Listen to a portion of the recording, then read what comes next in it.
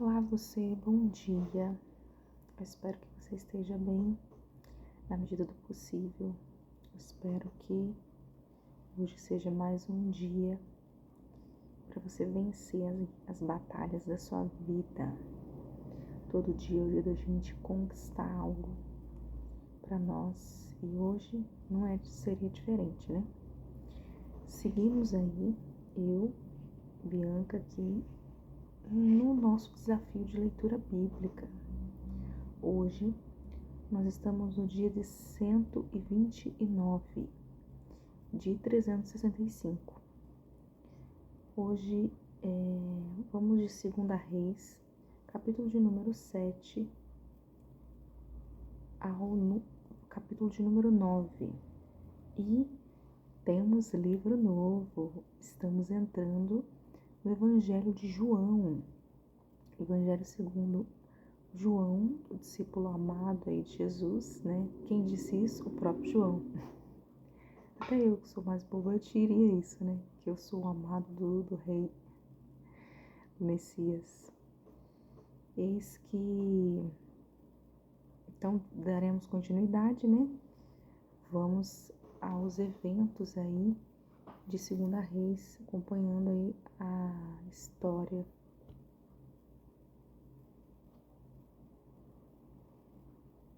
desse período aí dos reis.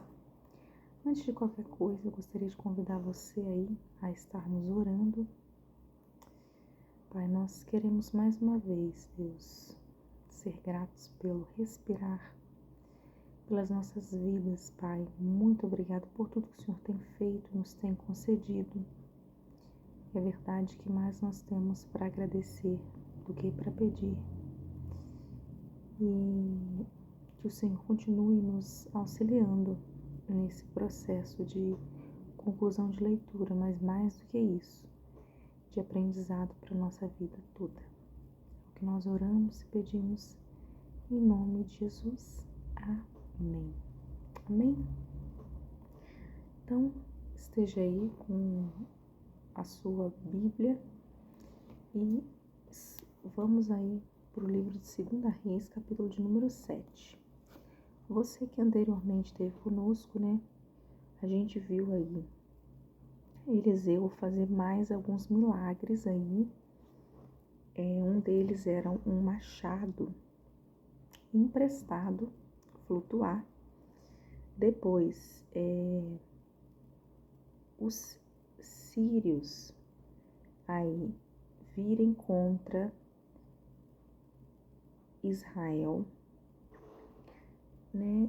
E depois, logo em seguida, eles deixarem aí a cidade desolada. Começa a haver fome em Samaria, que era aí a capital do reino do norte, do reino de Israel.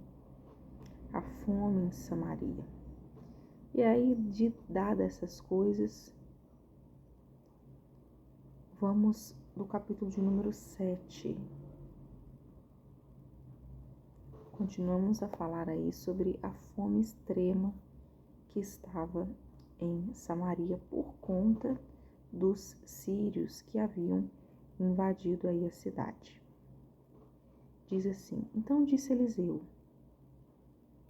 Ouçam a palavra do Senhor. Assim diz o Senhor: Amanhã, a estas horas, mais ou menos, junto ao portão de Samaria, uma medida de farinha será vendida por 1 moeda de prata, e 2 medidas de cevada serão vendidas por 1 moeda de prata. Porém, o capitão cujo braço o rei se apoiava, respondeu ao homem de Deus: Mesmo que o Senhor Deus fizesse janelas no céu, será que isso poderia acontecer? Mesmo que o Senhor Deus... Porque a fome era muito grande, né? E eis ali que eles não tinham, mesmo para comprar. E o profeta então respondeu: Eis que você verá isso com os seus próprios olhos, mas não comerá disso.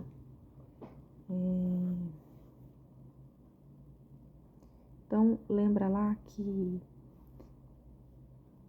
a mulher havia feito uma proposta de que eles comeriam o filho do rapaz e depois comeriam o filho dela? A fome estava nesse nível, e a culpa estava recaindo sobre Eliseu.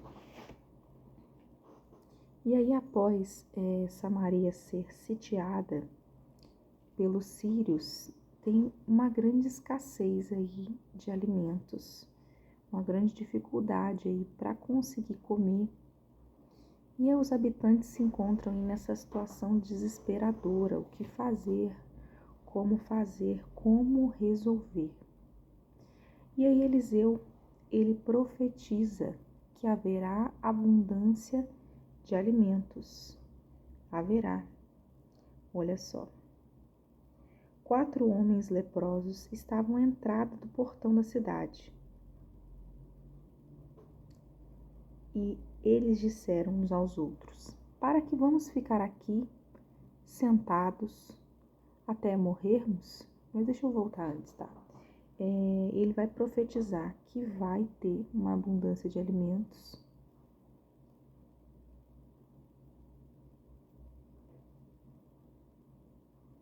Em breve.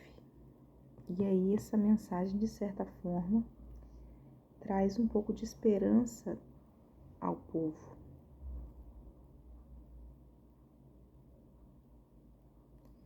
Ele fala dessa possibilidade aí de haver venda de alimentos. Mas será? E aí esses leprosos, que eram pessoas que estavam à margem da sociedade, que não eram bem aceitos, eles que vão ser o bom causador de notícias. Para você entender, a gente vai continuar lendo, ó. Então, os leprosos, eles decidem sair do acampamento de Samaria para buscar alimento.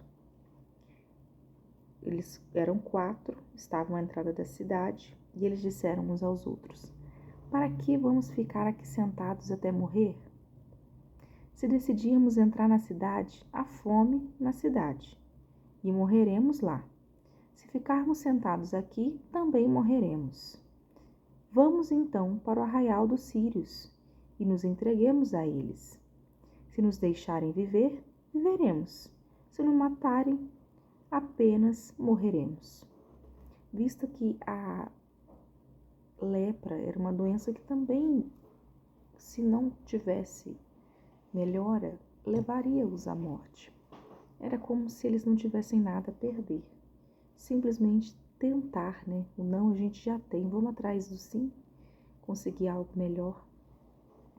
E aí, esses leprosos, eles resolvem que vão até o acampamento de Samaria aí, mas dos sírios. Eles vão até essa cidade, que era a capital, para poder ver o que os sírios tinham de comida lá. Verso 5. Ao anoitecer, eles levantaram para ir até o arraial dos sírios. Quando chegaram às imediações do arraial, eis que não havia ninguém. E aí eles descobrem que o exército sírio havia fugido.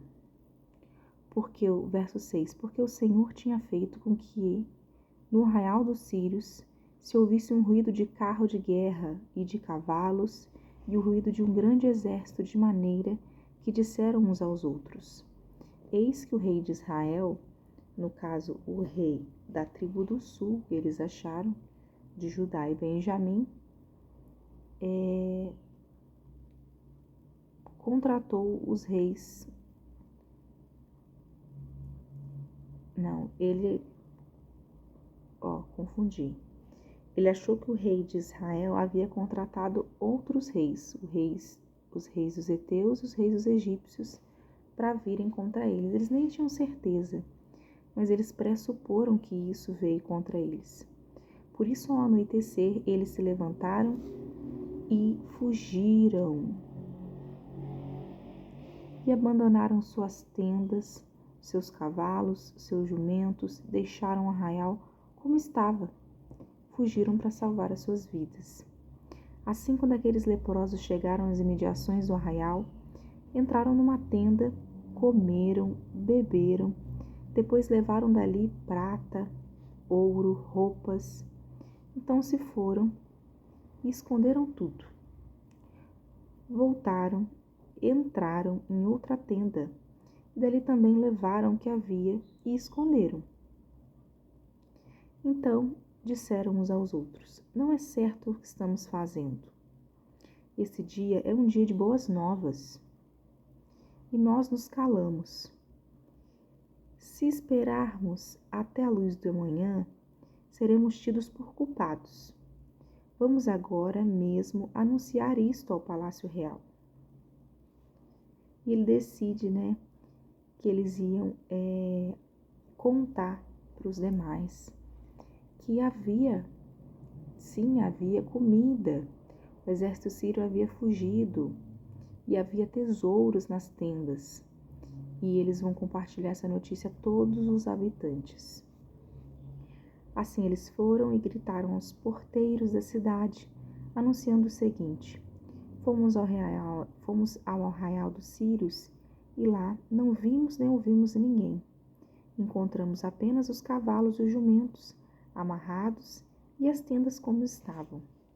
Então os porteiros gritaram e fizeram anunciar a notícia no interior do Palácio Real. O rei se levantou de noite e disse aos seus servos: deixem que eu explique a vocês o que os sírios nos fizeram. Eles sabem que nós estamos famintos, por isso saíram do arraial e se esconderam no campo, pensando assim: quando eles saírem da cidade, nós os apanharemos vivos e entraremos na cidade. Então o rei, ele simplesmente achou que fazia parte de uma estratégia para matar aí de vez o povo de Israel. Então eles optam por enviar alguns homens com 5 cavalos para ter certeza aí, para verificar.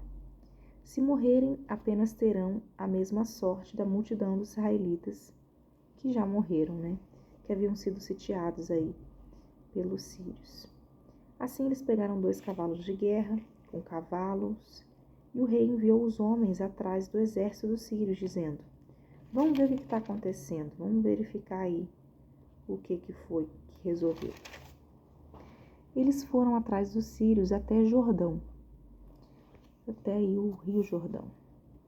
E eis que todo o caminho estava cheio de roupas, armas que os sírios, na sua pressa, tinham jogado fora. Os mensageiros voltaram e anunciaram isso ao rei.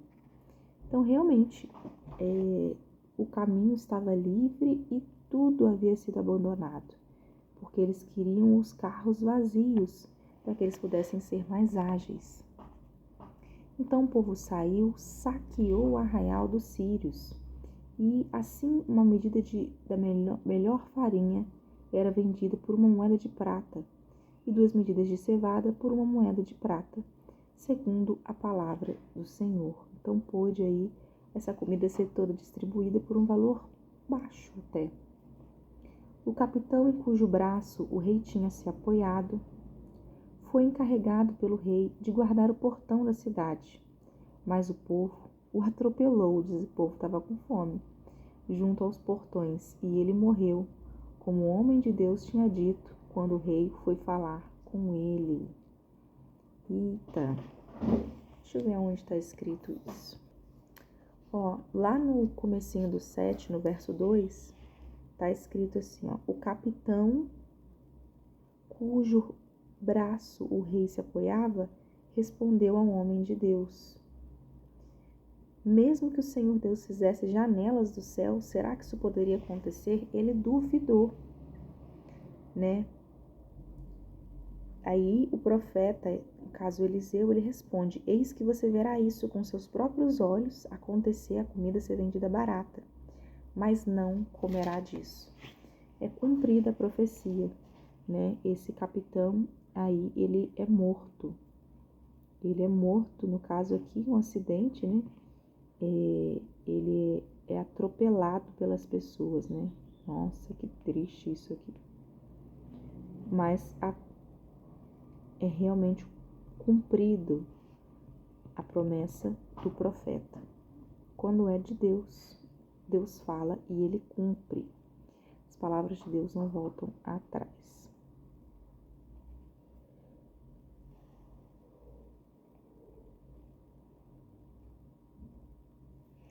Verso 19. Aquele capitão havia respondido ao homem de Deus, mesmo que o Senhor Deus é aquilo ali que eu li, né? Está escrito aqui embaixo. Eis que você verá isso e não comerá. Verso 20. E assim aconteceu com ele, porque o povo o atropelou junto ao portão e ele morreu. Capítulo de número 8, a gente vai ver aí a mulher sunamita. Lembra? Lá no capítulo de número 4, a gente viu que a mulher sunamita, que mora em Sunem, era uma mulher rica que havia feito um local lá para o profeta poder descansar. Eis então que ela tinha um esposo mais idoso e tudo ela tinha, mas o profeta Eliseu resolve que ele abençoaria de alguma maneira. Então Geazi responde que ela não tinha filhos, e aí ele fala que daqui a um ano ela ficaria grávida e teria um filho, né? E assim o foi.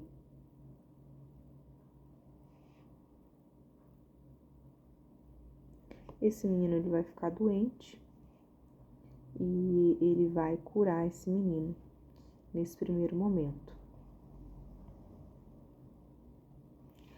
E agora, no capítulo de número 8, a gente vai ver que Eliseu ele havia aconselhado aí essa mulher, ele que havia abençoado esse filho. A gente vai ver que havia uma fome severa. A gente já viu anteriormente, né, que a fome era muita, e aí eles tiveram esse período aí em que eles conseguem algo para comer e no exército aí dos sírios e também dividem com a demais população. Mas a fome ainda era algo muito severo ali por aquele povo. Lembre-se que algumas coisas que acontecem são por permissão do nosso Deus. No caso, Israel aqui, eles viviam um período de punição por conta da infidelidade, a idolatria aí a outros deuses. E aí esse profeta, ele vai aconselhar essa mulher a ir para outro lugar, né, em busca de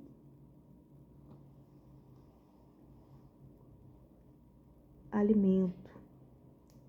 E aí ele também vai buscar um refúgio num outro lugar. Essa mulher vai viver no território filisteu durante 7 anos e ela vai querer retornar. E aí que está a situação, né? Alguém havia tomado as suas terras. E aí ela pede ajuda, auxílio a Geazi, né, um servo, e Eliseu, para ter suas terras restituídas. Vamos ler aqui para você entender. Os bens da sunamita são restituídos.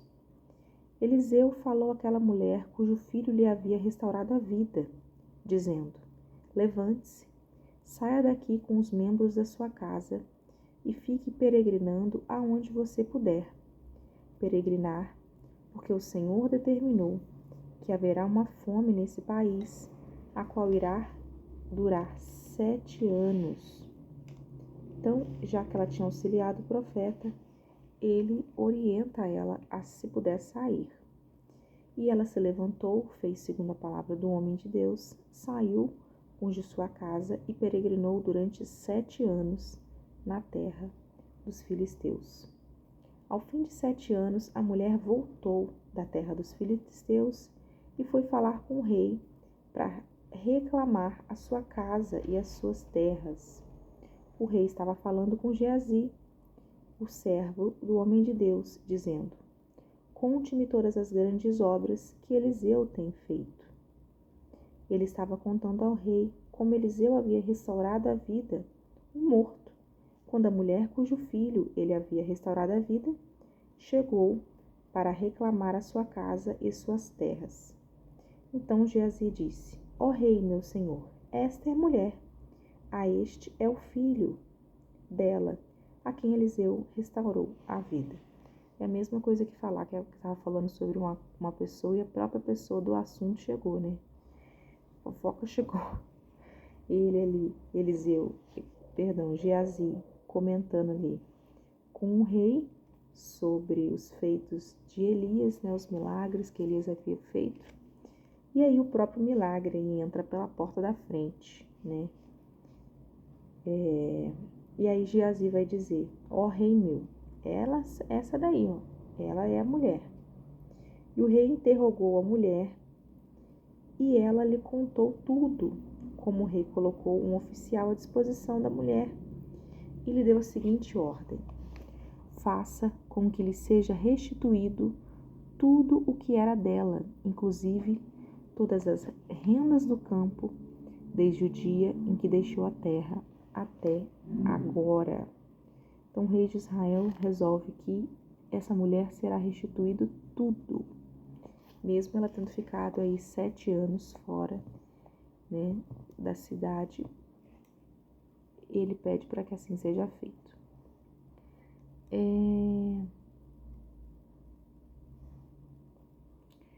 Eliseu agora e Azael de Damasco. Deixa eu ver, verso 7.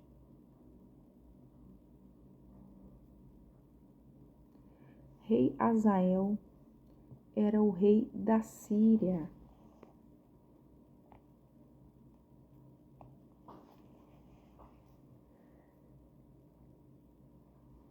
Olha só. Eliseu. Capítulo de número 8. Eliseu foi a Damasco e Ben-Hadad, o rei da Síria, então é o contrário, Ben-Hadad é o rei da Síria, estava doente e lhe anunciaram dizendo: o homem de Deus chegou aqui. Então o rei disse a Azael: pegue um presente e vá encontrar-me com o homem de Deus, pois por meio dele, pergunte ao Senhor se vou sarar dessa doença. Então, Azael, na verdade, era como se fosse um servo aí do rei da Síria, né?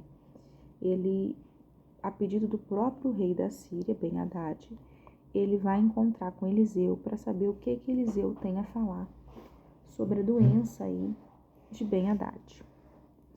Então, Azael foi encontrar-se com Eliseu, levando consigo um presente, a saber, 40 camelos carregados de tudo que era bom de Damasco. Para eles seria excelente, né? Eles estavam sem ter o que comer. E ele chegou e apresentou-se diante dele e disse: o seu filho Ben-Hadad, o rei da Síria, me enviou para perguntar se ele vai sarar da sua doença.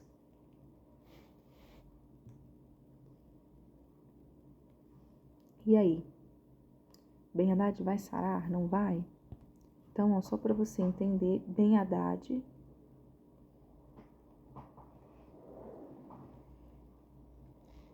o seu filho Ben-Hadad, rei da Síria, me enviou para perguntar se ele vai sarar da sua doença.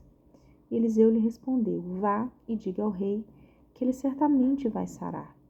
Porém o Senhor me mostrou que ele certamente morrerá. Então ele vai melhorar, porém a morte dele não vai ser por conta dessa doença. Ele vai depois ficar mais uma vez doente e vai morrer.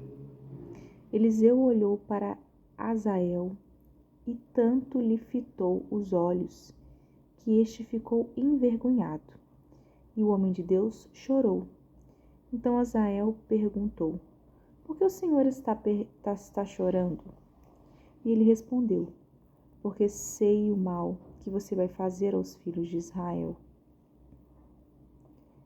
Você vai pôr fogo nas suas fortalezas, vai matar a espada os seus jovens, vai esmagar os seus pequeninos e rasgar o ventre das mulheres grávidas. E Azael perguntou: mas o que é este seu servo, este cão, para fazer tão grandes coisas? E Eliseu disse: o Senhor me mostrou que você será o rei da Síria. Então, ele seria o próximo rei. Eliseu estava tendo uma visão de que ele seria o próximo rei.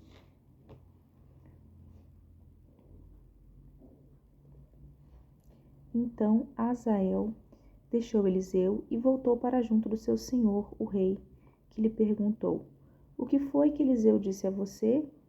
E Azael respondeu: ele disse que o Senhor certamente vai sarar. E aí ele só entregou a notícia pela metade, né? Porque, na verdade, ele omitiu uma parte. Sarar era fato, né? Mas se ele falasse ali que ele ia ser rei, não ia dar certo, não. Não ia dar certo. No dia seguinte, o versículo de número 15, vai dizer que Azael pegou um cobertor, molhou com água, estendeu sobre o rosto do rei, até que morreu. E Azael, aí sim, reinou em seu lugar, assim como o profeta havia falado, né, que ele se tornaria rei. E agora isso no lado aqui na Síria, né? Agora em Judá, o que estava acontecendo? Isso a gente está falando de Israel.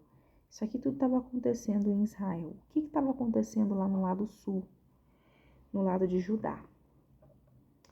Jorão agora era rei, né?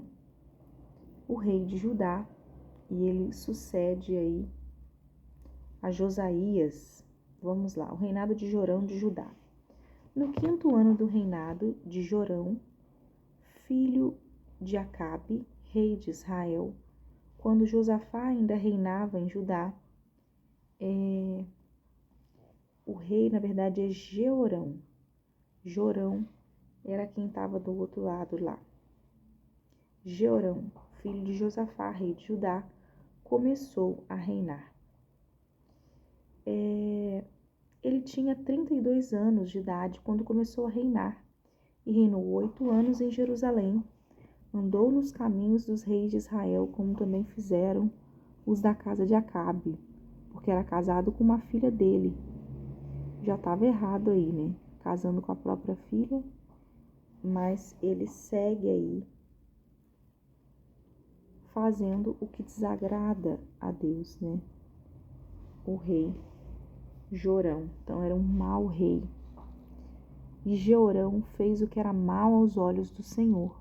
Porém o Senhor não quis destruir Judá por amor a Davi, seu servo, segundo a promessa que lhe havia feito de ser lâmpada a ele e aos filhos para sempre. Nos dias de Jeorão, os edomitas se revoltaram contra o poder de Judá e construíram o seu próprio rei. Por isso, Jeorão foi a Zair com todos os seus carros de guerra. Ele se levantou de noite e atacou os edomitas que o cercaram e os capitães de carros de guerra. Mas o povo de Jeorão fugiu para suas tendas. Assim, Edom se rebelou para se livrar do poder de Judá. Até o dia de hoje, na mesma época, a cidade de Líbna também se rebelou. Quanto aos demais atos de Jeorão, e tudo o que ele fez não está tudo escrito aqui no livro das histórias dos reis de Judá. Jeorão morreu e foi sepultado nos túmulos de seus pais na cidade de Davi. E Acasias, filho de Jeorão, vai reinar aí em seu lugar. Aí é o outro Acasias, né? Acasias.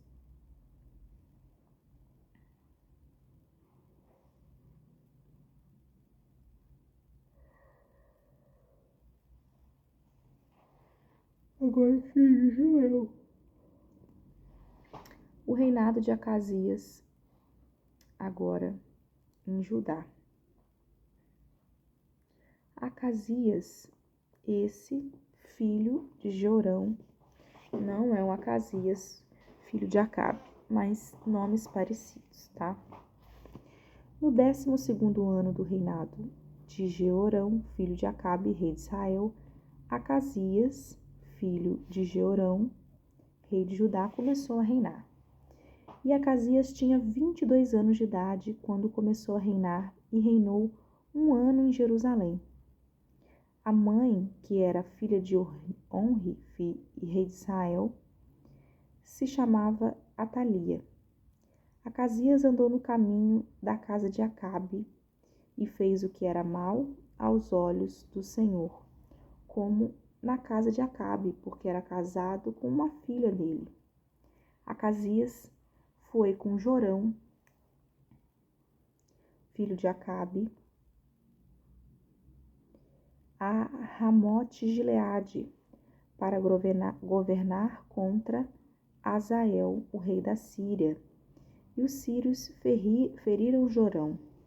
Então o rei Jorão voltou para Jezreel para curar-se das feridas que os sírios lhe fizeram em Ramá, quando lutou contra Azael, o rei da Síria. E Acasias, o filho de Jeorão, rei de Judá, foi a Jezreel para visitar Jorão, filho de Acabe, que estava doente. Então, Acasias, rei de Judá, foi a Jezreel para visitar Jorão, o filho de Acabe, que estava doente. Então, o rei de Judá vai até ao rei Acasias aí para poder rei Acasias não. O rei de Judá, Acasias, vai até Jorão, o filho de Acabe, para visitar ele porque ele estava doente. Até aqui, então.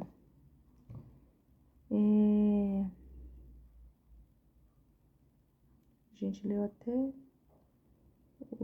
vamos hoje de 9, capítulo 9, vai também. Vamos sim.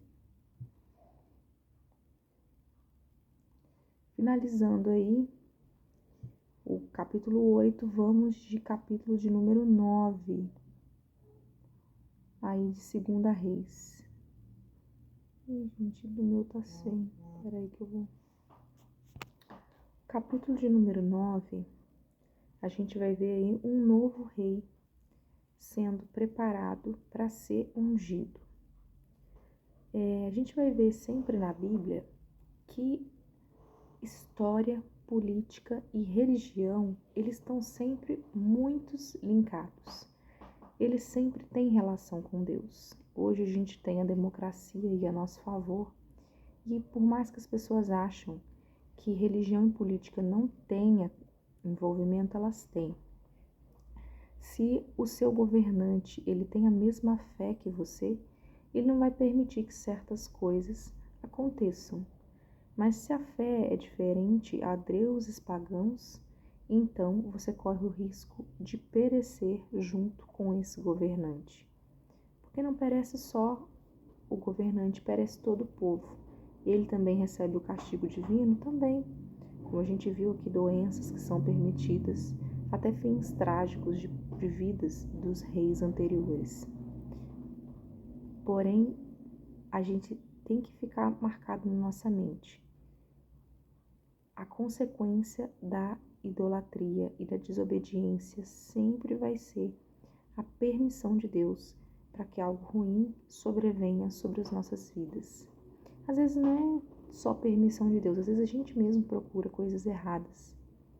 E aí a gente às vezes vai culpar Deus, mas na verdade a gente devia culpar a nós mesmos, que estamos buscando um caminho que não é o dele. E a gente estava falando lá, né, do rei Acasias, filho de Jeorão, parente lá do pessoal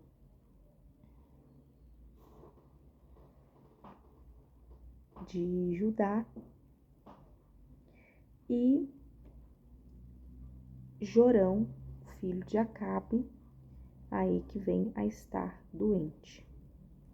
E aí o profeta Eliseu, ele vai pegar um azeite e vai ungir um novo rei. Deus vai falar com ele e a unção de um novo rei vai ser entregue. Olha só.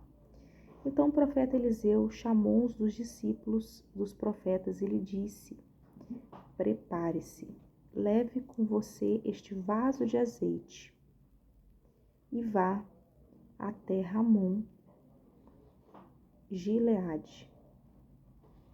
Quando chegar lá, procure Jeú, o filho de Josafá, filho de Nissim.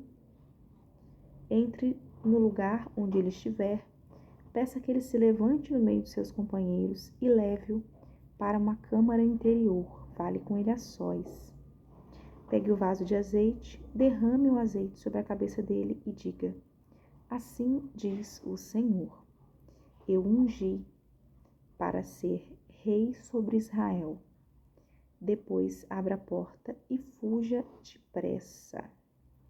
Ele simplesmente estava lá para fazer esse recado aí ao rei Jeú, que o Senhor tomaria à frente do reinado. O rapaz, o jovem profeta, aqui no caso, não fala o nome dele,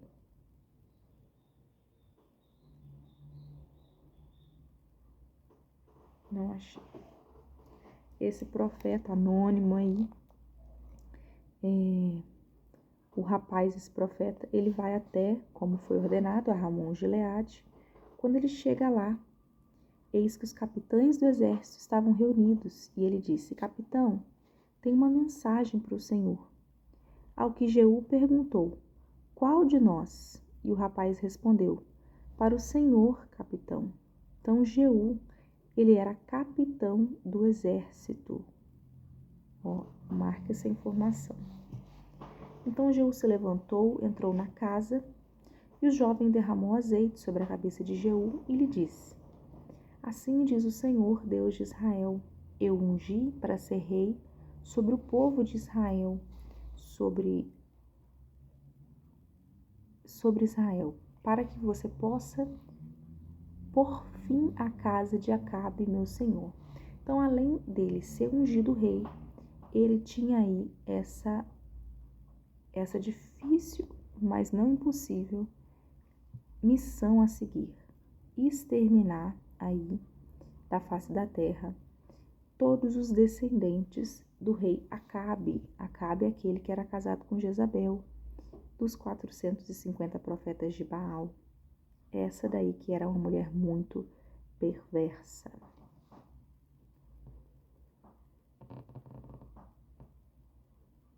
O texto fala no capítulo 7. Você porá fim à casa de Acabe, meu senhor, para que eu vingue de mão de Jezabel o sangue de meus servos e profetas e o sangue de todos os servos do Senhor. Você vai pôr fim à casa de Acabe para que a gente possa se vingar. Toda a casa de Acabe perecerá. Eliminarei Acabe todos do sexo masculino, para que não houvesse mais reis descendentes da Acabe, né? Outros reis haveriam, até porque o próprio capitão do exército aqui estava sendo ungido rei, e não alguém simplesmente porque era filho do descendente do trono. Agora, uma curiosidade, você vai ver que quando alguém da linhagem real realmente começa a fazer o que é mal aos olhos de Deus, Deus vai levantar alguém pronto para a batalha. Alguém que tem espada, que tem escudo, que tem armadura, alguém que está preparado. Então Deus sempre vai chamar alguém também que está meio capacitado. Você pode achar que, mas eu não tenho capacidade para ser rei, mas você já faz algo que qualifica você para o que Deus tem preparado para você. Sempre coloque isso na sua mente. Se Deus te chamou, é porque você já demonstra algo que Ele te preparou para que você possa adiante exercer essa função. Verso 9. Porque farei com a casa de Acabe o mesmo que fiz com Acabe de Jeroboão.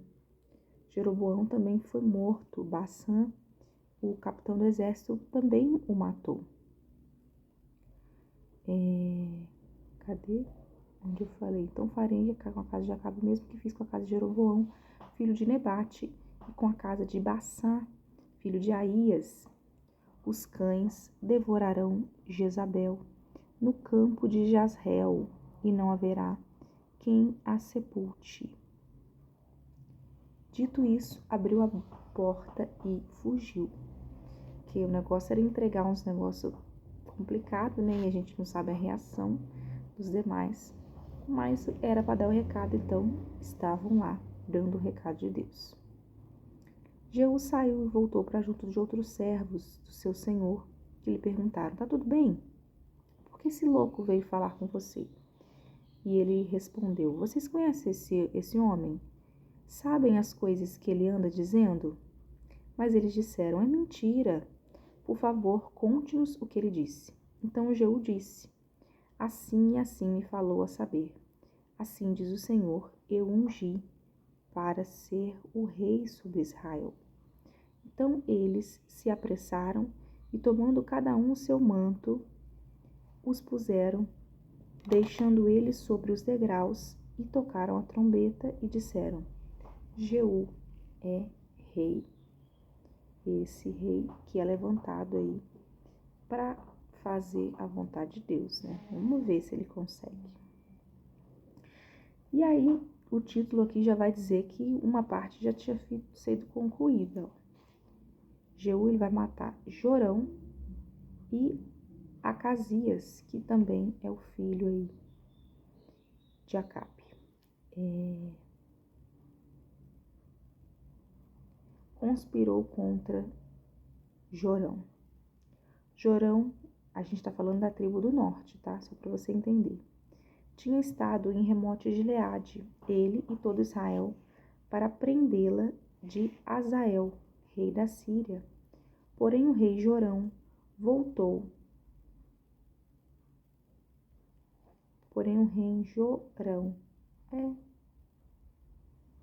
Voltou a Israel para se curar dos ferimentos que os sírios lhe haviam causado, quando ele lutou em Azael, com o rei da Síria. Ele vai lá porque ele estava ferido. Se é da vontade de vocês, que ninguém saia escondido da cidade para ir anunciar isto em Jezreel. Então Jeú subiu num carro de guerra, e foi para Jezreel, onde Jorão estava de cama ali. Então,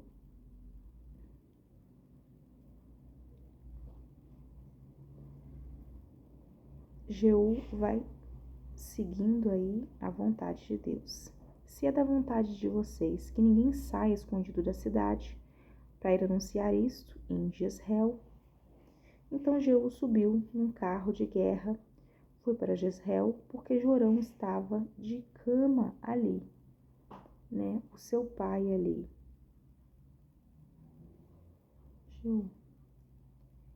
Jorão estava de cama, estava adoentado.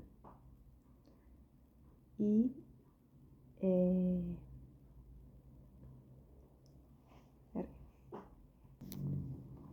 note aí que os nomes são iguais, tá? Mas tem o Acasias aí, que é do reino do sul, e o Acasias do reino do norte. Nós estamos falando do Acasias do reino do norte. Acasias esse que estava fazendo o que era errado aos olhos do Senhor. Ele que era descendente de Acabe, e o seu pai aí, Acasias, que seu pai era Acabe e seu filho era Jorão. Então Jeú, ele tem essa função aí de matar toda essa descendência. O avô Acabe, Acasias, o filho, e Jorão, o neto. Ele tem essa responsabilidade aí de tirar a vida de todos esses. E aí Jeú, ele vai partir, porque agora ele tinha essa unção de rei sobre a sua vida, ele tinha autoridade de Deus imposta pelo profeta anônimo aí, que ele havia imposto. E o rei Jorão voltou para Jezreel para se curar, ele que estava ferido da última guerra, já estava doente, lembra lá atrás? Se é da vontade de vocês, que ninguém saia escondido da cidade para ir anunciar isto em Jezreel. Não era para sair esparramando a história. Então Jeú subiu com um carro de guerra e foi para Jezreel, porque Jorão estava de cama ali. Vai ele em busca do que o profeta havia falado. Então Acasias, agora esse, o rei de Judá, tinha ido visitar Jorão, seu filho aí. Acasias vai visitar seu filho que está doente. A sentinela que estava na torre de Jezreel viu a tropa de Jeú se aproximar e disse: vejo uma tropa, vejo uma galera vindo aí. E Jorão disse: chame um cavaleiro e diga que vai ao encontro deles para perguntar: vocês têm paz? E era para eles saberem se esse povo estava vindo contra eles ou se era um povo que pertencia a eles, porque não tinha celular, né, gente? Então eram os cavaleiros mesmo que levavam as notícias.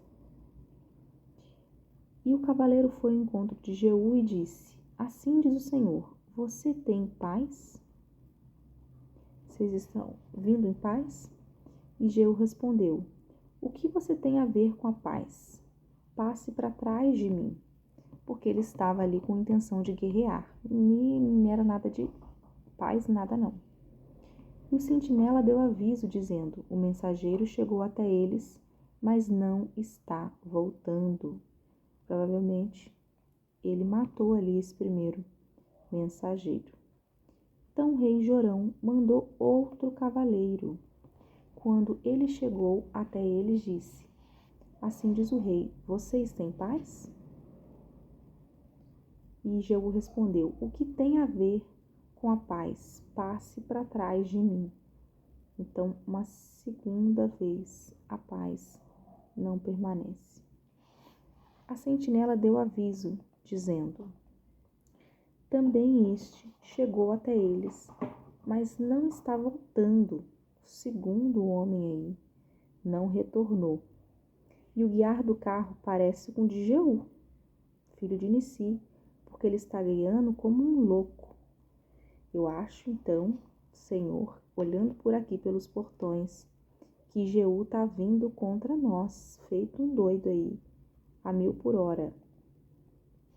E Jorão disse: preparem o meu carro de guerra. Agora ele tinha certeza que Jeú estava vindo, mas não em paz, mas para pelejar. E eles o prepararam. Jorão, rei de Israel, saiu, e Acasias, rei de Judá, foi com ele, cada um em seu carro de guerra. Foram ao encontro de Jeú e o acharam no campo de Nabote, o jezreelita. Ao ver Jeú, rei, Jorão perguntou: Jeú, Você vem em paz? Ele respondeu: que paz, se ainda continuam a prostituição de sua mãe Jezabel, de muitas feitiçarias? Então ele falou assim: não, eu vim aqui para guerrear mesmo, porque a sua mãe continua com práticas que não agradam a Deus. Então Jorão aí deu meia volta e fugiu gritando para Acasias. É uma traição, Acasias, porque o rei não, porque Jeú pertencia ao exército deles. Mas por conta de ele ter recebido essa função aí importante, ele se revolta contra o seu próprio senhor aí, para cumprir o que o profeta havia lhe falado, limpar a descendência da vida aí de Jezabel e os seus demais descendentes, Acabe, Acasias e Jorão. Mas Jeú entesou seu arco com toda a força e atingiu Jorão. Então ele mata primeiro aqui Jorão entre os ombros, e a flecha atravessou o coração, e ele caiu morto no seu carro de guerra. Então Jeú disse a Abidcar, seu capitão: levante-o e jogue no campo que era de Nabote, o jezreelita. Lembre-se de que quando eu e você juntos vínhamos andando a cavalo, atrás de Acabe, o rei de Jorão, o Senhor, Deus, pronunciou contra ele esta sentença: tão certo como vi ontem à noite o sangue de Nabote e o sangue de seus filhos, diz o Senhor, assim nesse campo eu darei a retribuição que você merece, diz o Senhor. Agora, pois, pegue-o e jogue-o nesse campo, segundo a palavra do Senhor. À vista disso, Acasias, rei de Judá, fugiu pelo caminho de Bet-Aglã, mas Jeú o perseguiu e disse: matem também a este. Já tinham ali tirado a vida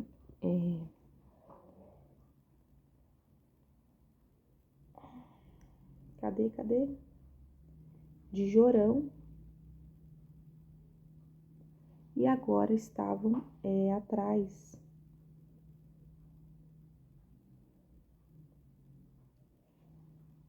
do seu pai, Acasias. E vai dizer no verso de número 27 que a eles o atingiu dentro do carro de guerra a subida de Gur, perto de Ibleão. Acasias fugiu para Megido, aonde morreu. Os servos dele o levaram no carro para Jerusalém e o sepultaram no túmulo junto a seus pais, na cidade de Davi. Acasias havia começado a retirar sobre Judá, no 11º ano do reinado de Jorão, filho de Acabe. Então, até aqui, tanto Jorão, que foi atingido aí dentro do carro, com uma flecha no coração, caiu morto, quanto o rei Acasias, que também é atingido dentro do carro de guerra, todos os dois agora estão mortos. Quem falta então? Jezabel, para que a profecia sobre a vida de Jeú venha se cumprir, esse rei. E aí, a morte de Jezabel.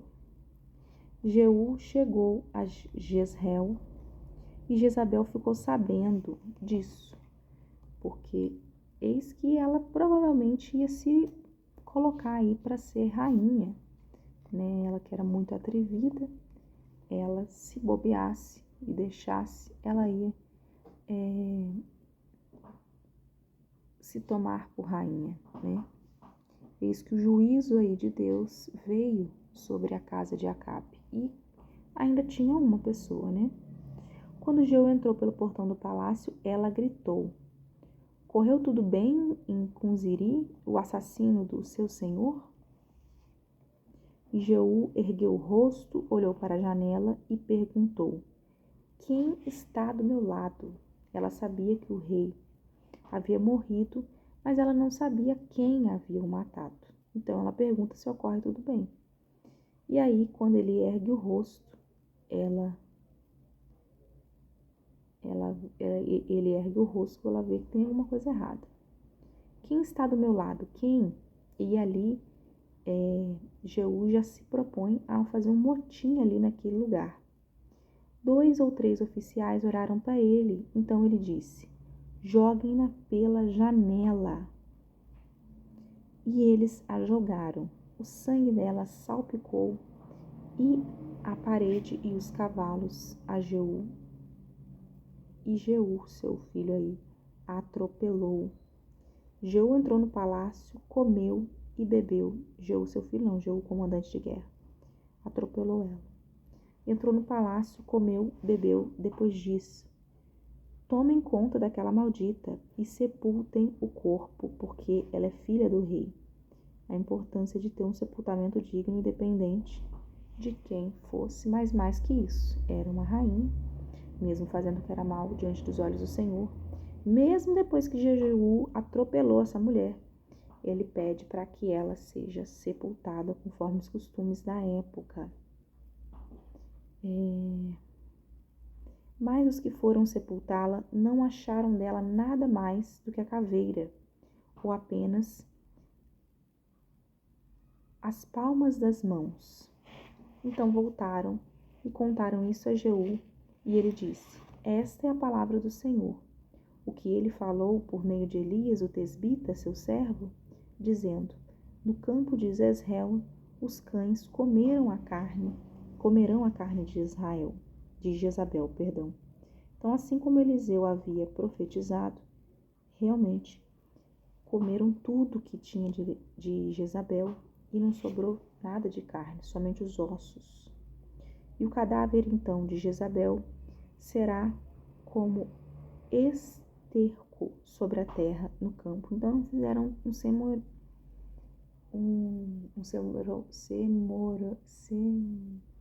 cerimonial muito bonito para ela, não, porque ela estava ali, ela sobrando só os ossos, né, sobre o campo, ela ali ficou, de maneira que ninguém poderia dizer: esta é Jezabel.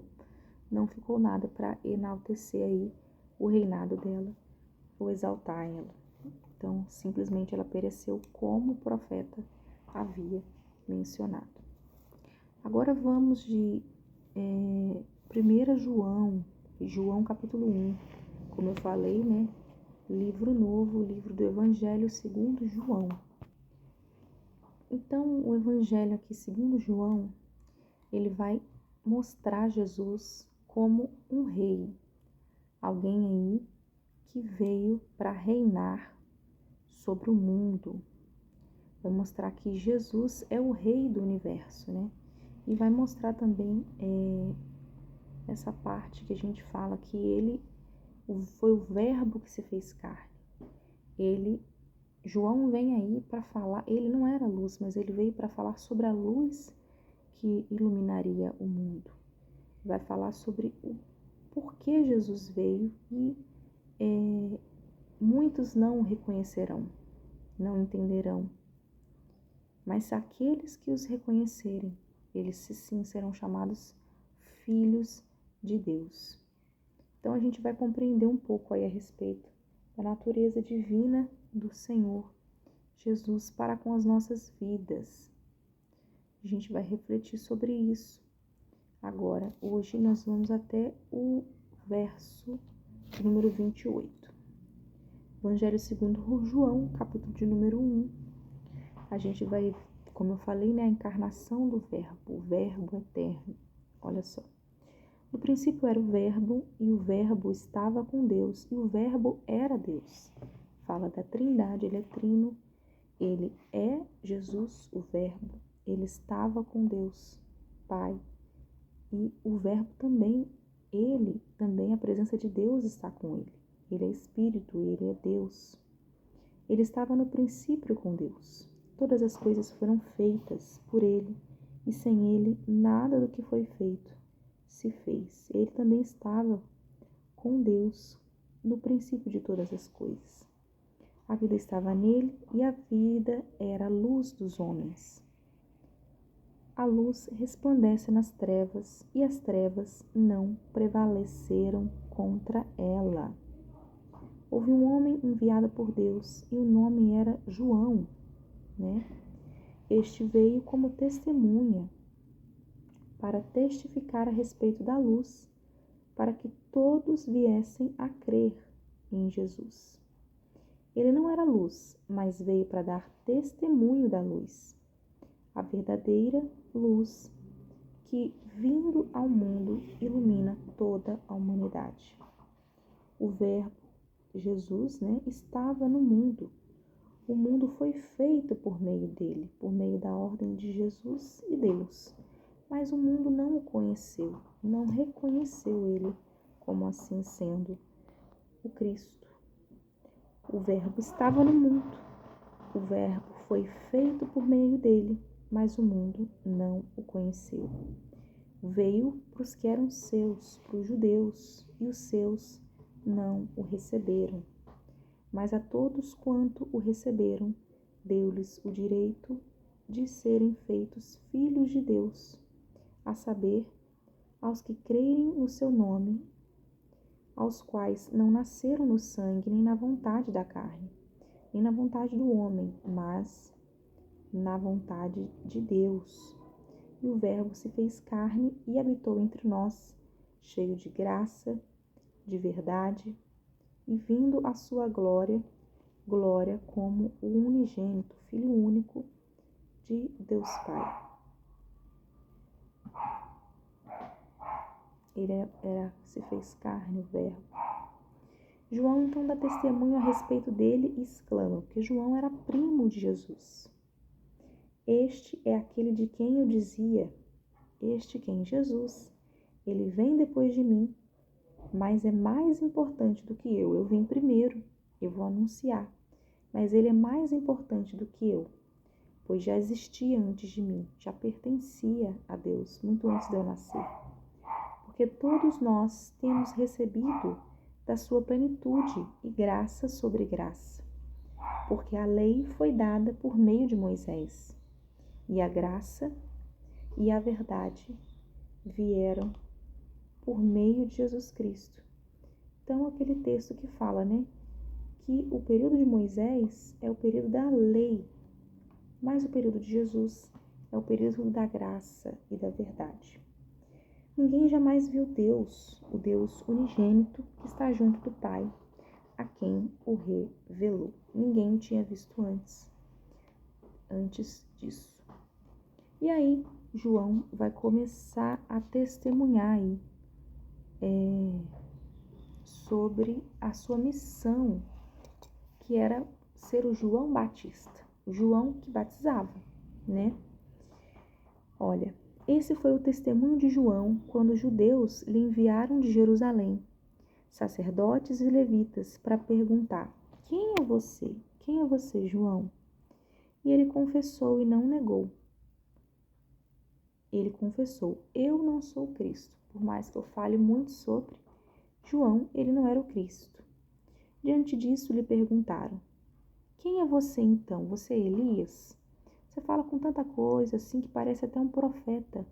Parece que você é um profeta da antiguidade. E ele fala: não, eu não sou Elias. Então perguntaram: você é profeta? E ele respondeu: não, não sou. E disseram-lhe então: diga, quem é você, para podermos dar uma resposta àqueles que nos enviaram? O que é que você diz a respeito de si mesmo? Então ele respondeu: eu sou a voz que clama no deserto. Eu endireitarei o caminho do Senhor, como diz o profeta Isaías. Eu estou aqui para fazer o que o Senhor me pede, preparar o caminho para aquele que vai vir após mim.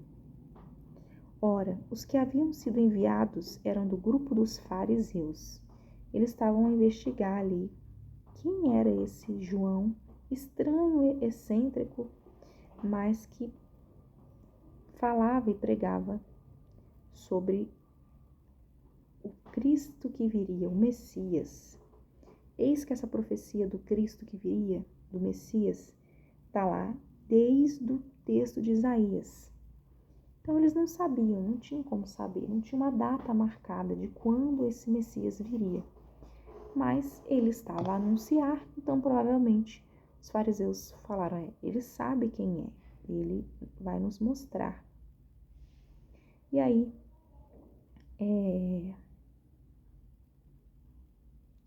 ele fala, então por que você batiza?